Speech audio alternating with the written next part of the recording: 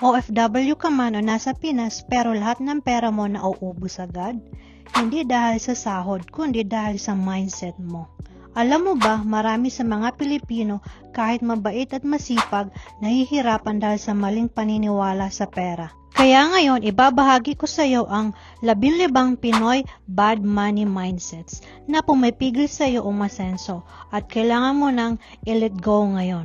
Kaya kailangan mong tapusin ang video na ito dahil ang tatlong mindset sa pinakahuli ang pinaka-common sa panahon ngayon. Kaya mas importante na malaman mo ito at para maiwasan mo rin ito. Guilty ka kahit isa lang, huwag palampasin, tapusin ang video na ito. Welcome sa Waray Life Hacks.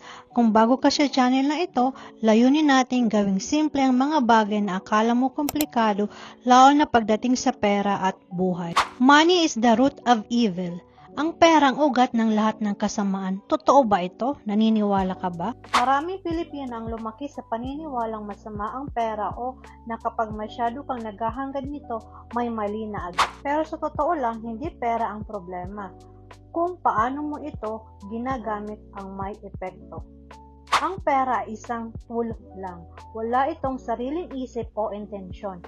Para lang itong kutsilyo na pwede mong gamitin sa pagluluto o sa pananakit ng iba.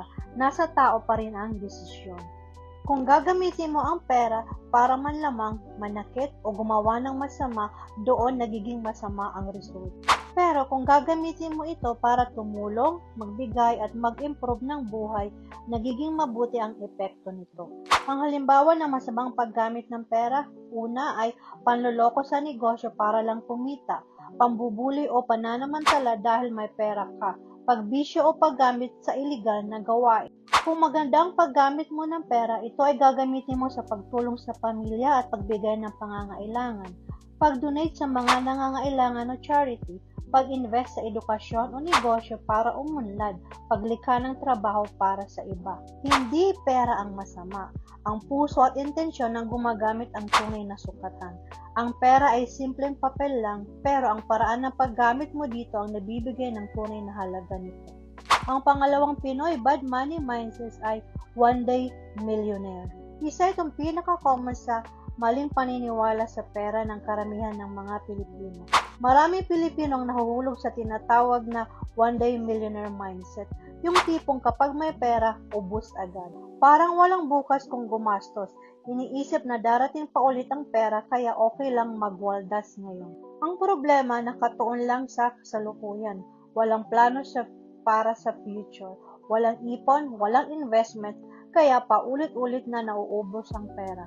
Kung ganito ang mindset mo, kailangan mo itong baguhin dahil hindi ito makakatulong para umasenso. Lalo ka lang may stuck sa cycle ng kita, gastos, ubos. Ang karaniwang one day millionaire na ugali ay pagdating ng sweldo, bili agad ng gadget o mamahaling gamit kahit hindi kailangan, lalo na sa damit o iba pang mga kagamitan na hindi naman kailangan. Libre dito, libre doon para lang magpasikat sa barkada. Online shopping ng walang budget. Yung sinasabi ba nilang deserve ko tong mindset? Walang natitira sa sahod kahit kaka-receive lang. Ito yung mas maayos na approach. Mag-set ng budget bago gumastos. Unahin ng ipon bago luho. Sabi pa nga nila, save first, spend later. Maglaan ng emergency fund. Mag-isip ng long-term goals gaya ng bahay, negosyo, retirement, o investment. Ang bottom line dito, hindi masamang gumastos at mag-enjoy sa pinaghirapan mo. Pero kung wala kang control at plano, mauubos ang lahat. Ang tunay na yaman ay hindi kung gaano kalaki ang kinikita mo, kundi kung gaano mo ito napapanatili at napapalago. Ang pangatlong, Pinoy bad money mindset ay hindi ako makakapunta sa langit kung marami akong pera. May ilan na naniniwala kapag yumaman ka, lalayo ka na sa Diyos o hindi ka na maililigtas. Pero hindi naman pera ang sukatan ng kabutihan ng tao. Ang puso at intensyon mo pa rin ang mahalaga. Ang pera ay kasangkapan lang. Pwede mo itong gamitin para gumawa ng mabuti o masama. Nasa iyo kung paano mo ito gagamit. Ang maling paggamit ng pera, halimbawa nito, nagiging mayabang ka na at mapangmata dahil sa yaman o marami ka ng pera. Inuuna ang luho kaysa sa tumulong sa nangangailangan. Gumagawa ng masama para lang kumita. Kung tamang paggamit mo ng pera, Ito ay ginagamit mo sa pagtulong sa mahihirap o pagbigay sa charity, pagsuporta sa pamilya at edukasyon ng mga anak, pagbibigay ng trabaho sa ibang tao sa pamamagitan ng negosyo, paggamit ng pera para magbigay ng inspirasyon at pag-asa. Tandaan mo ito, kabayan, hindi hadlang ang pera sa pagiging mabuting tao. Kung tama ang puso mo, magagamit mo ang pera para sa mas marami pang kabutihan. Ang pang-apat na Pinoy bad money mindset ay more money, more problems. Totoo ba ito? Madalas natin marinig na kapag mas marami kang pera, mas marami ka ring problema. Pero hindi ito laging totoo. Depende ito kung paano mo nakuha at paano mo hinahandle ang pera mo. Kung ang pera ay galing sa panlalamang o maling paraan, natural na may kasamang problema, stress, takot at consequences. Pero kung galing ito sa pagtulong at pagbibigay halaga sa iba, mas nagiging positibo ang resulta. Kapag mali ang pinanggalingan ng pera mo, kumikita sa illegal o panlalamang, ang resulta nito lagi may takot na mahuli.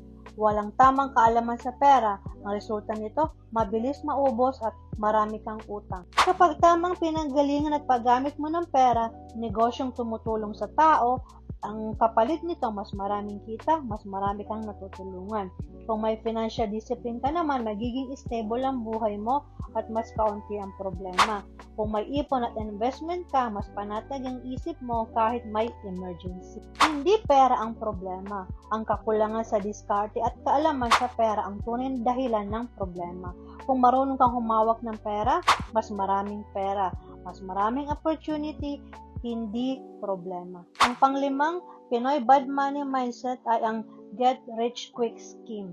Maraming Pilipinong naaakit sa idea na yumaman agad, yung tipong gusto instant, walang proseso. Dahil dito, madali silang mabibiktima ng scams at panluloko na nangangako ng doble ang pera o sobrang taas na kita sa maikling panahon. Ang totoo, walang shortcut sa tunay na yaman.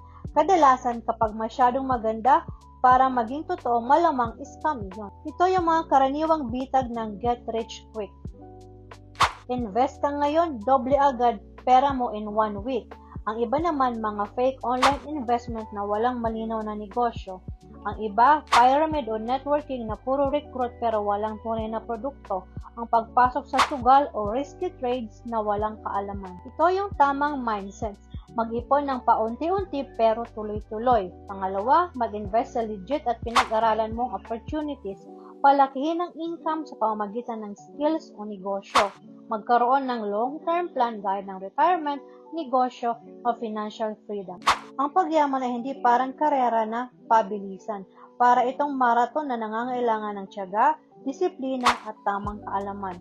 Kung gusto mo ng totoong financial freedom, magpakatotoo ka sa proseso, hindi sa pangakong instant yaman. Ang pang-anim na Pinoy bad money mindset ay, ito ay, mawawala ang kaibigan at pamilya ko kapag yumaman ako. Ang mindset na ito hindi totoo, na kapag nagkaroon ka ng pera, automatic mawawalang mga tao sa paligid mo. Ang tunay na kaibigan at pamilya mananatili yan, may pera ka man o wala. Ang pera ay hindi sumisira ng relasyon. Mas lumalabas lang nito kung sino talaga ang totoo at hindi. Ito yung mga maling pananaw. Sinasabi ng iba na ayokong yumaman, baka iwan ako ng friends ko. Yung iba naman sinasabi nilang mag-iiba ng tingin sa akin ng pamilya ko kapag may pera na ako. Reality check lang mga kawaray. Kung tunay ang kaibigan mo, susuportahan ka nila sa pag-asenso mo. Ang pamilya mo naman, mas matutulungan mo kapag mas may kakayahan ka. Ang epekto ng pagkakaroon ng pera ay mas matutulungan mo ang pamilya mo sa bills, edukasyon at emergencies. Makakatulong ka sa kaibigan na nangangailangan. Makakapagbigay ka ng opportunities gaya ng trabaho, negosyo o support. Pero tandaan din natin, mag-set tayo ng boundaries. Hindi lahat ng hihingi ay dapat mong bigyan. Piliin kung sino ang tunay na concern sa'yo, hindi lang sa pera mo. Hindi pera ang sisira ng relasyon. Ang ugali at boundaries ang tunay na factor. Kung tama ang mindset mo, mas maraming pera, mas maraming paraan para makatulong, hindi mawalan. Ang pangpitong Pinoy bad money mindset ay ang karaniwang natin naririnig na swerte lang sila. Madalas nating marinig yumaman siya kasi swerte lang. Pero sa totoo lang, hindi lang swerte ang dahilan ng tagumpay. Kadalasan, pinaghihirapan, pinagpapanuhan at pinag-aaralan yan. Oo, sabihin na natin may konting factor ang swerte. pero mas lumalapit ang oportunidad sa mga taong masipag, handa at marunong dumiskarte. Ibig sabihin, habang mas nagsisikap at mas nagiging matalino ka sa desisyon mo, mas dumarami ang chances mo na maswertehan ka. Ito yung dalawang taong halimbawa na gustong umasenso. Halimbawa si Juan, nag-aaral ng bagong skills, nag-iipon at nag-i-invest. Ngayon, nagbukas siya ng negosyo at naging successful siya. Akala ng iba, swerte lang, pero hindi nila nakita ang puyat, pag-aaral at risk na pinagdaanan. Ang pangalawang halimbawa naman natin, si Pedro. Si Pedro umaasa lang sa swerte at naghihintay ng big break. Umaasa sa horoscope o manghuhula para sa future niya. Hindi siya kumikilos kasi bahala na ang swerte. Yun ang palagi niyang sinasabi. Ang tamang mindset, mag-aral ng financial literacy, mag-upskill para ang income ay mas dumami pa. Kumilos at sumubok ng opportunities, maghanda para kapag dumating ang chance, ready ka na. Hindi ka yayaman sa paghihintay ng swerte. Mas nagiging swerte ang taong masipag, preparado at marunong kumilos. Ang pangwalong Pinoy bad money mindset ay kailangan mo ng pera para kumita ng pera. Madalas nating marinig na kailangan may puhunan ka muna bago ka kumita. Totoo, nakakatulong ang pera, pero hindi ito ang pinakasusi. Sa reality, ang tamang idea, diskarte at skills ang tunay na nagpapagawa ng pera. Maraming nagsisimula na halos walang puhunan, pero dahil sa sipag, creativity at lakas ng loob, nakakagawa sila ng income. Ang halimbawa nito, isang estudyante na walang puhunan, pero nag-o-offer siya ng academic service katulad ng typing, paggawa ng resume o tutoring. Skills ang ginagamit niya, hindi pera. Ang iba naman, online selling na walang kapital, nag-resell o pre-order system. Kukuha muna ng order bago mamuli ng produkto. Walang inilalabas na sariling pera sa simula. Ang iba, ginagawa nila freelancing. Marunong mag-edit ng video o gumawa ng graphics. Naghahanap ng clients online. Kumikita gamit ang skill, hindi puhunan o pera. Katulad ko, content creator, nagsimula sa cellphone lang, gumagawa ng videos gaya sa YouTube o TikTok o Facebook. Kalaunang kumikita na sa ads, brand deals o services. Kaya maling paniniwala ang sinasabi nila na hindi ako makakapagsimula kasi wala akong pera. Ito yung tamang mindset. Tanungin mo ang sarili mo, ano kaya ang kaya kong gawin gamit ang meron ako ngayon? Paano ko magagamit ang skills ko para kumita? Ang bottom line dito, hindi pera ang gumagawa ng pera, kundi utak, diskarte at aksyon ang tunay na puhunan. Kung marunong kang mag-isip at kumilos, kaya mong kumita kahit magsimula ka sa wala.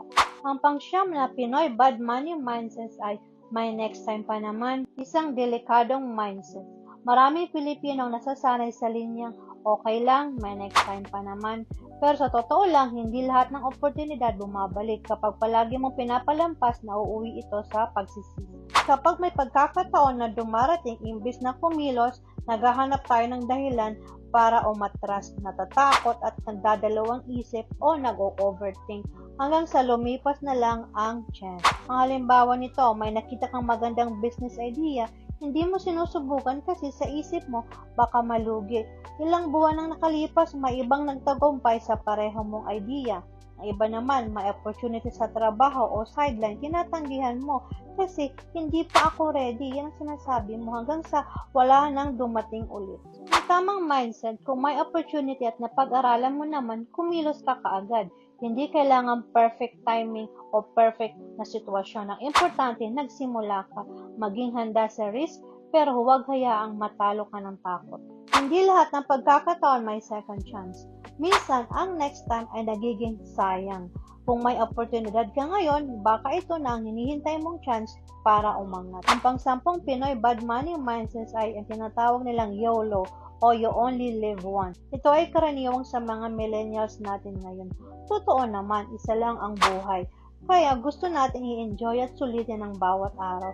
Pero kung gagamitin mo ang YOLO bilang dahilan para sa padalos-dalos na desisyon, walang plano at puro enjoy ngayon, delikado ito sa future mo. Hindi masama ang mag-enjoy. Ang problema, kung walang balance at walang direksyon, mauuwi ito sa pagsisisi. Bakit hindi sapat ang YOLO mindset lang? Dahil ang success ay hindi nangyayari sa biglaan. Kailangan ng plano, goals at tamang diskarte. Ito yung maling paggamit ng YOLO. Travel now, bahala na utang. Walang ipon dahil ginagastos sa luho at experiences. Impulsive buying, bili agad kahit hindi naman kailangan. Sa balanced na mindset, iniisip nila, oo, mag-enjoy ka but within your budget. Magta-travel pero may ipon pa rin. Gumagastos sa experience pero hindi sinasakripisyo ang future. Sa tamang pananaw, hindi lang you only live once, kundi you only live once, so plan it well. Huwag hayaang mangyari lang ang buhay mo. Ikaw ang gumagawa ng buhay na gusto mo. May saya ngayon at may seguridad bukas. Ang pang-11 Pinoy bad money mindset ay para lang sa mayaman ang pag-invest. Maraming Pilipino naniniwala na ang pag-invest ay para lang sa mayayaman. Dahil dito, hindi nila sinusubukan o inaaral ang mga paraan para palaguin ang pera nila. Pero ang totoo, kahit sino pwedeng mag-invest kahit maliit lang ang puhunan. Ang problema, kadalasan ay fixed mindset.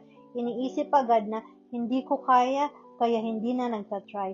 Unang dapat tandaan, ang pinakaunang investment na dapat mong gawin ay sarili mo. Kapag nag-invest ka sa skills, kaalaman at mindset mo, yan ang pinakamataas na may balik sa'yo. Kaya ko sinabi ang investment sa sarili ang pinakamahalaga dahil dito natututo ka ng mga bagong skills. Panonood ng mga educational content tungkol sa pera at negosyo at pag-a-attend ng seminars o mga online courses, ito ay magandang investment para sa sarili mo. Ang mga simpleng investment naman na kaya ng marami pagsisimula sa maliit na halaga gaya sa stock market, mutual funds o UTIF. Ang pag-iipon muna habang nag-aaral kung saan mag-invest.